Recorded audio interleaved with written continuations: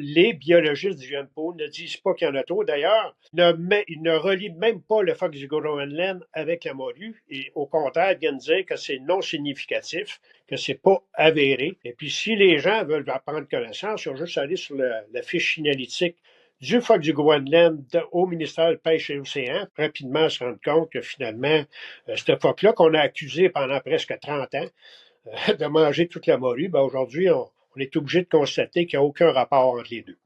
En fait, la morue puis l'ensemble des poissons de fond, la grosse problématique qu'on est en train de vivre, c'est le manque de glace d'une part, qui amène des changements physico-chimiques dans la colonne d'eau. Et on parle de changements chimiques reliés à la capacité de l'eau à retenir l'oxygène dissous, parce que tous ces poissons-là ont besoin d'un fort apport d'oxygène, ce sont des poissons nordiques.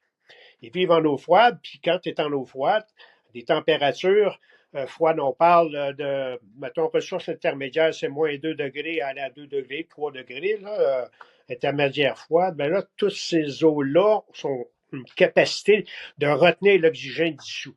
Donc, au point de saturation, on parle d'à peu près 8 millilitres par litre d'eau d'oxygène dissous dans l'eau. Les derniers relevés qui ont été faits dans la colonne d'eau nous donnent des indices de diminution constante depuis 2016 à cause d'une part du réchauffement climatique puis du couvert de glace qui est de plus en plus limité puis qui empêche les échanges des couches profondes avec les couches de surface qui, eux, avec l'interface qu'ils ont à surface puis l'oxygène, permettent l'alimentation en oxygène dissous des couches profondes.